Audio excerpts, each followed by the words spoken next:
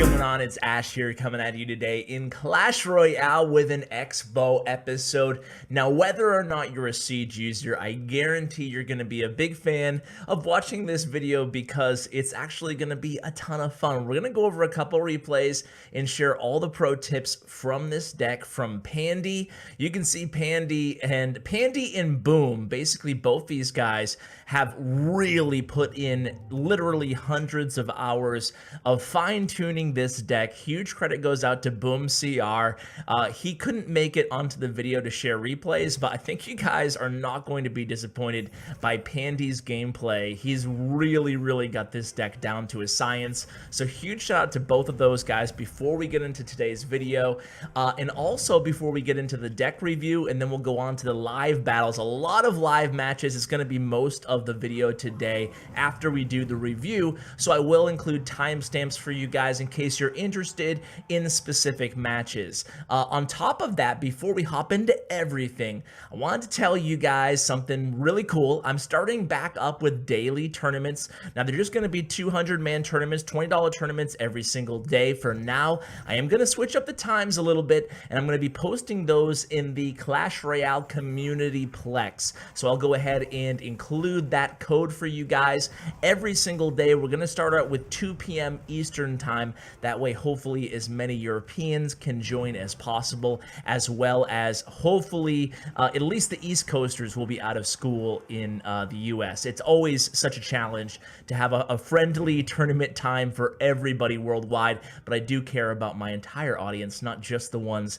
in the United States. Actually, my U.S. viewers, who I love as well, obviously, are only 35% of my total channel watch audience, so that's pretty crazy if you look at the demographics. But anyway, I digress. Let's get into the actual video of the day. So again, so happy to be joined by Pandy, who I think is a Canadian, so another non-American on the channel, just proving that we have such a variety of international pros on the channel. So let's hop right into the tips here. He was kind enough, again, from Boom and Pandy to provide a ton of tips for today's video, so let's hop right into it here. First off, legendary substitution for the eWiz is going to be Goblin Gang or Mega Minion. Really, it's user's choice, so maybe whatever you have higher level.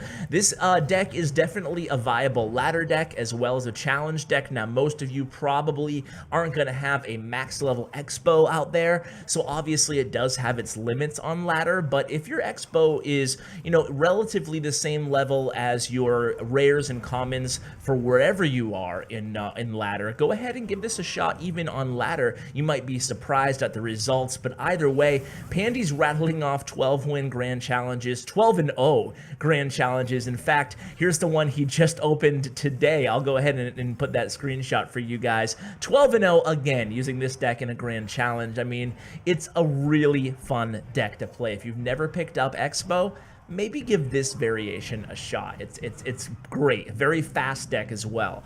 So that's the sub. Legendary is going to be Goblin Gang or Mega Minion. We talked about that. So offense, the general philosophy with this deck is going to be apply pressure in the early game, hopefully taking a tower early and preventing your opponent from pumping if they do play Elixir Pump in their deck.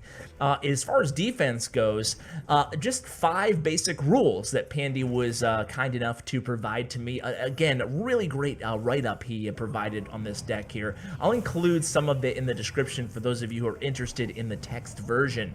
But basically, you want to rely heavily on defensive Xbows when applicable. We'll talk about that in just a bit. You always want to fireball the pumps, even if you're going against a 3 Musketeer deck where they're trying to make you decide, make you choose between fireballing the 3 Musketeers or the Elixir Pump. So what you want to do is just fireball the pumps immediately. You can't allow them to get a big Elixir advantage with this deck. Same thing goes for beatdown. So you're going to want to fireball pumps.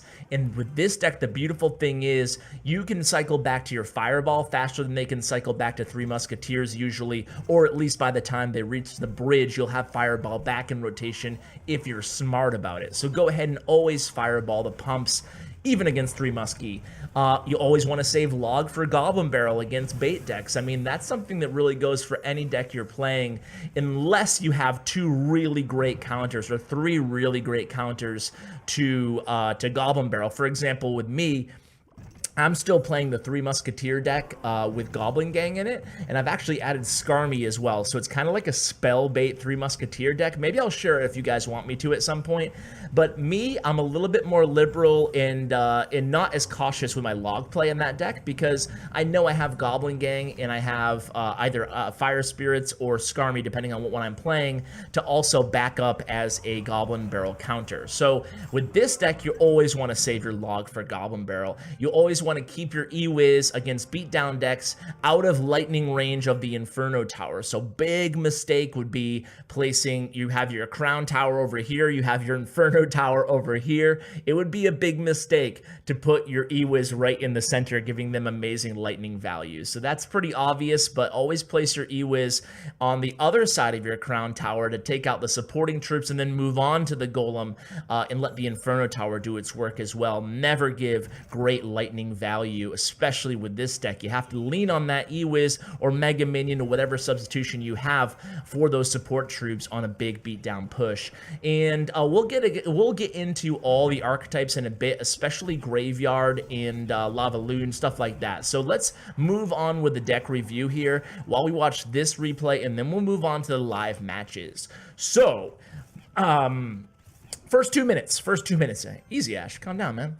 First 2 minutes, we want to take early towers. Talked about that in the beginning, but it's really important to get a good lead. Unlike most decks where you want to be cautious in the beginning and then aggressive towards the end, this is actually an opposite type of deck. You want to be a little bit more aggressive. We'll talk about opening plays and how you can play the Xbow as your opening play in just a moment, but you really want to go ahead and take down an early tower with this deck, and then in overtime you can play more defensive. So it's kind of like an opposite day when you're rolling with the Xbow deck. Of course, you do want to punish the pump in the first 2 minutes. We talked about that, using your fireball against every pump.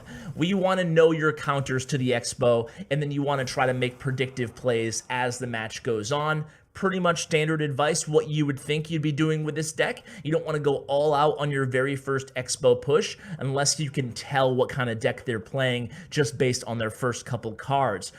Best opening plays. Again, Xbow, when you hit 8 to 10 elixir, you can go ahead and start off with Xbow, although you could wait till the opponent makes the first move if you wanted to play a more cautious gameplay style.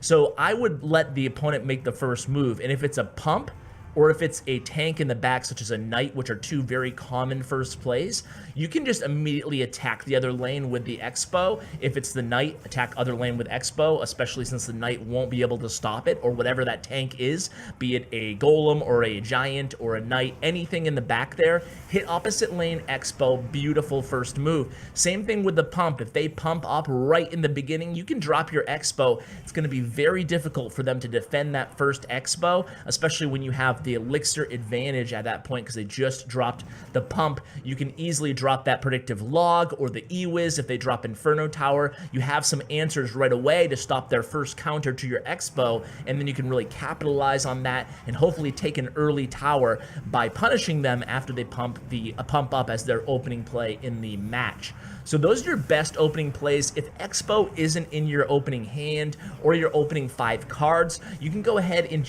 you're going to have to defend and then counter push with, using Knight in small little pushes, or you can go ahead and just cycle. You can cycle and just play smart defense and wait till the opponent makes a move. This deck defends pretty well as well, so you don't have to feel the pressure that if you don't have Xbow, you're totally screwed. You're not going to be. You can go ahead and just cycle to it playing defense again. Now we're going to move on to the first live match here. While I go over the matchups here, we have Lava Loon. We already talked a little bit about what to do against Spellbait and Hogbait. We will get a little bit more into detail about that. We'll talk about Xbow mirror decks. We'll talk about beatdown, and that's and Three Musketeers. Okay, so let's start with Lava Loon. Lava Loon is the easiest matchup that you can possibly go against with this deck, and that should be music to a lot of your guys' ears, right? Because Lava Loon's also incredibly frustrating to go against. So what you want to do against Lava Loon is just drop the Xbow when they drop the Hound.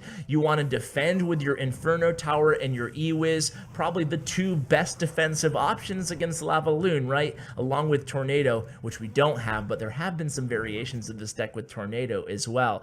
So what else here? Fireball when the Hound pops. So basically you're going to be using E-Wiz, going to be using Inferno Tower, and going to be using Fireball after that Hound pops. So that's going to be your 1-2-3 combo to defending perfectly, albeit there will be times, obviously, when you're not going to want a Fireball and carry over that elixir advantage into a big offensive push, taking your opponent by surprise. So it all depends on the situation, but that would be your ideal defensive combinations. Anything else for the Lava Loon? Don't drop your Inferno Tower early, says Pandy. Sees a lot of people doing that, dropping that Inferno Tower almost predictively against Lava Loon. That's a big mistake. It gives the opponent way more time than necessary, really, to mount a good defense against that Inferno Tower, whether it be a lightning or dropping minions in the center of the arena to distract that Inferno Tower, okay? So don't drop the early Inferno Tower. Against Three Musketeers, we talked about fireballing. Every time the pump goes down, you can cycle faster than they can, so hey, cheers to you guys. Make sure you just fireball those pumps. You can't keep up against a pump deck with this deck, so just be very cautious, or be very aggressive, excuse me, not cautious with those fireballs. You also want to use Xbow on defense in the center. You guys know where to drop that defensive Xbow when they drop their Three Musketeers split. It's going to be a solid defense. If they drop a Battle Ram or a Hog after that, you also have your Inferno Tower to lean on. And never, ever, ever send in a naked log or a log against just two Musketeers split. You have to be ready for their Goblin Gang or whatever they have, or a Battle Ram that you're going to need your log for. So always save your log for Battle Ram or a Goblin Gang, depending on what they're playing. Very important, don't burn your logs against Three Musketeer players, no matter what deck you're using.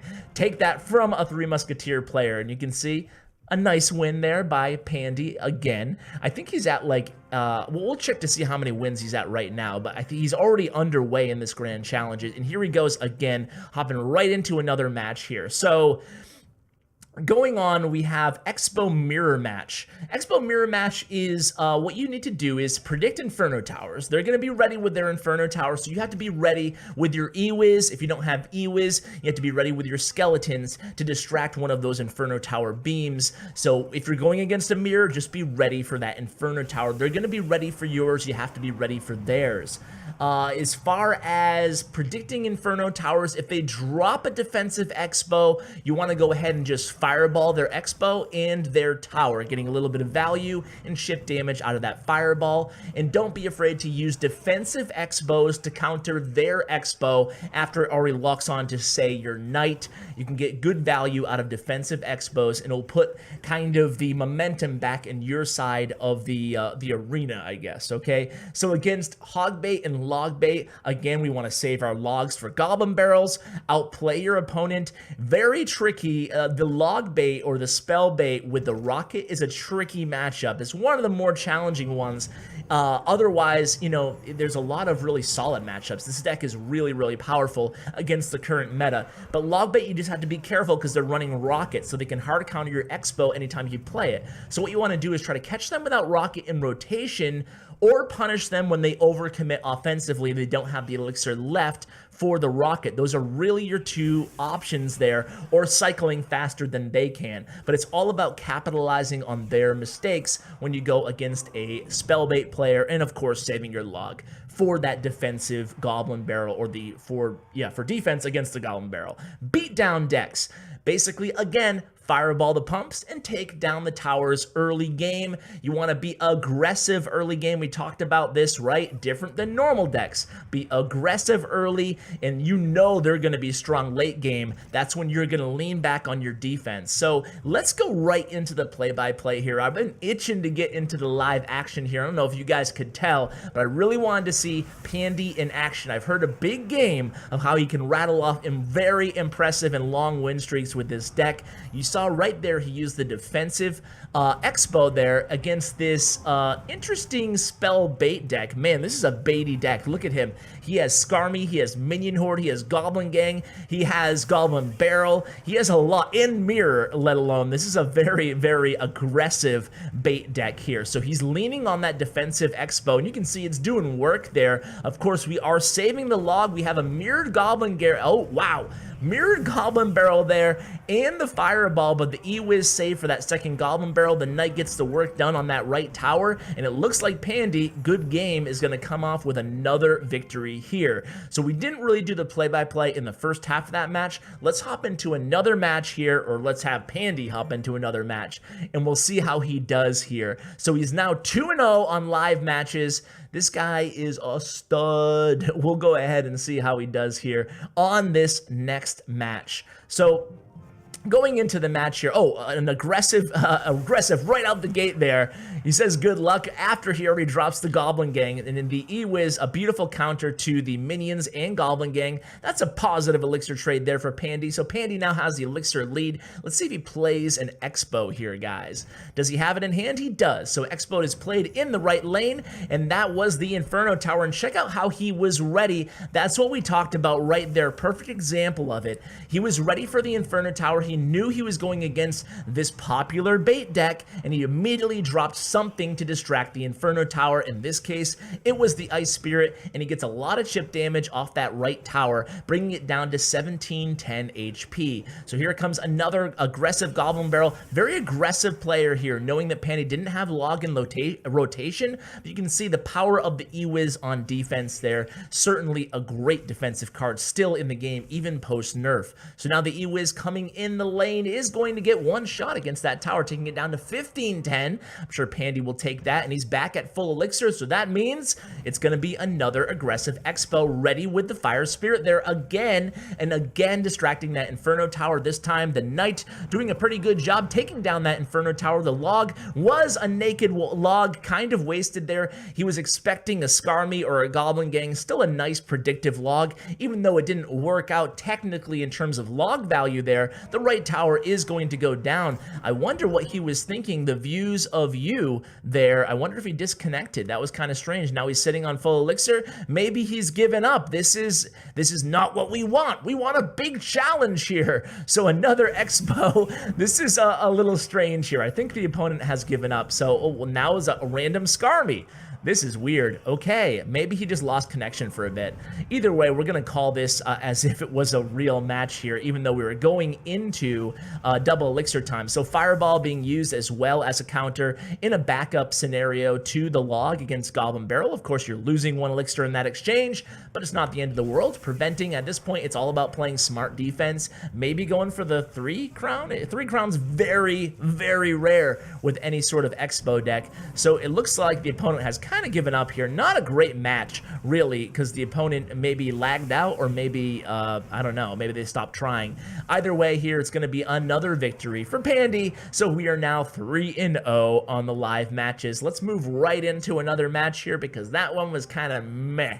So, you know, that's the thing about live matches. I think a lot of you guys really enjoy live matches, but then sometimes the opponents are just kind of, like I said, you know, you're stuck with whatever you can get. Whereas showing replays, you can actually choose against really good opponents who had good fundamentals and who are playing popular deck archetypes. But live matches, at least in my opinion, they're a little bit more entertaining in terms of, you know, you don't know what's going to happen. So I think there's an appeal to both of those on YouTube. I'm curious to what you guys prefer. So let me know. Do you like live matches more? Do you like a mix of both? Or do you just like straight up replays against several different archetypes? So as we hop into the next match here, this is match number 4. Let's see what he goes up against here. Hopefully it's something a little bit different than another bait deck. We do start out with a Hog Rider here, so it's going to be a counter with the Inferno Tower. Of course, not a great counter, the Inferno Tower to the Hog Rider. That's a win for the opponent, but that's the best card you have, and now it kind of stymies them them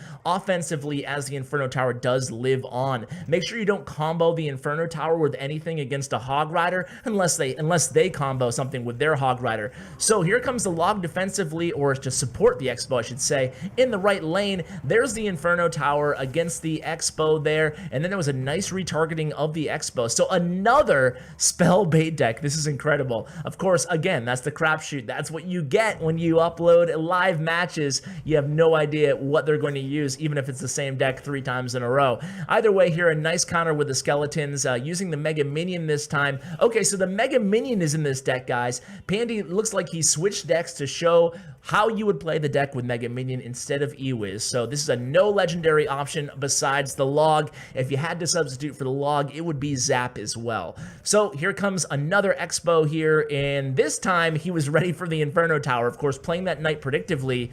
I'm not sure if he had the Inferno Tower in hand there. Either way, it looks like the Xbow is going to lock on. Indeed, it does. So the Xbow does lock on, even with the Xbow at that much health, even with the Princess hammering down on it. Check it out how much damage it does. When you're playing defense against the Xbow, you have to be cognizant of all the damage that the Xbow is good for. Very nice value log there, even though the Mega Minion did finish the job, taking out that Princess in one smack drop. We still kind of never figured out what exactly Mega Minions and Minions do. I think somebody said in my last video, oh geez, what the heck did they say? Clawing? I think someone said they're clawing. It's a clawing motion or something. I don't know.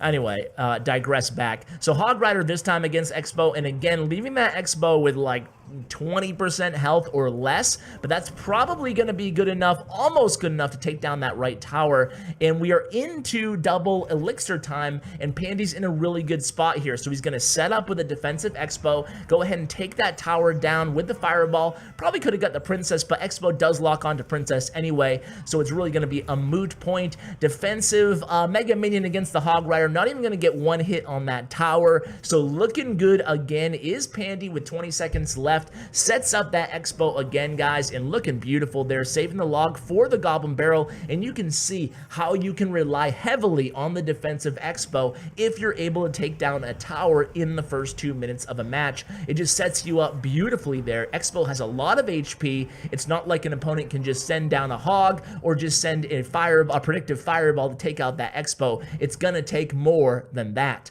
So, moving on to match number 5. Let's do 5, or maybe 6, I don't know. I kind of want to do one more without the Ewiz here to give you guys another example of how powerful this deck can be, even without the Ewiz, which is, you know, again, a strong card, but I don't think it's 100% necessary in this deck. So, let's see what we go up. Give us something, guys. Give us something. Another Princess. Oh man, it's another spell bait. Surprise, surprise. So here comes Xbow locking on to the right tower. Again, getting some early chip damage here off that tower and using a Knight to distract the other Knight. And you can see the Xbow's still at half health. The opponent has nothing really to do other than drop the Goblin Barrel on that Xbow. But look at that, almost 1,000 damage off that right tower. What a great start there. And then basically a wasted Inferno Tower by the opponent. So Spellbait's really popular, and Spellbait is tricky at times with many different decks in the meta, but not this deck so much. Even if they do have Rocket, just have to kind of navigate around the Rocket. Again, wait for them to overcommit, and then you can really capitalize on the Xbow and supporting the Xbow via big pushes. So putting that Xbow down, making sure it's out of range of that kind of wasted Inferno Tower there, and then dropping what a beautiful Ice Spirit. Xbow's still at half health. That's going to be plenty of HP to actually take down that right tower. Using a Goblin Barrel again on that Xbow is the opponent, able to take it down, but not before another 600-700 damage off that right tower. So just doing a good job again of being aggressive in the first 2 minutes is Pandy here. By this point in the video, you guys should probably have, there's no excuse for any of us to lose to Spellbait or Logbait or any sort of Hogbait after we see Pandy just doing work here. So again, Inferno Tower not going to be able to lock on. The a good log there taking out that princess, good skeletons protecting the Xbow. Again, just cycling. The power of cycling to support and defend your Xbow in this deck is truly incredible there. He's going to let this Goblin Gang just come through, dropping that Mega Minion very smartly at the bridge, anticipating a princess play. Now he drops the defensive Xbow. He held back that log from the Goblin Gang, saving it from the Goblin Barrel, and things looking beautiful again. You can see barely no damage off of Pandy's towers. Dude, what a beast this guy is. He's unstoppable. It almost seems like it's too easy. And the opponent, again, is giving up there, I think, with the Xbow way in the back. Not sure, or the Xbow, the Inferno Tower. And then the offensive Xbow played on the opponent's side of the river. This is interesting. Not something you guys see every day necessarily. And the opponent looks like he is still playing here legit, just throwing whatever he possibly can. He does not want to be embarrassed. And Pandy's clan name, by the way, guys, is Xbow Meta. So these opponents, you know, do have an upper hand on these matches. If they just glance at the clan name, I think they're going to know what's coming, right? So that is going to do it for today's video. Thank you so much for watching. Huge shout out to my YouTube partner, Bren Chong. Check out his information in the description below for tournaments and giveaways and all kinds of good stuff. Huge shout out to Pandy and Boom CR for coming on and sharing their deck with you guys and me. Hope you enjoyed it. And as always, take care, guys.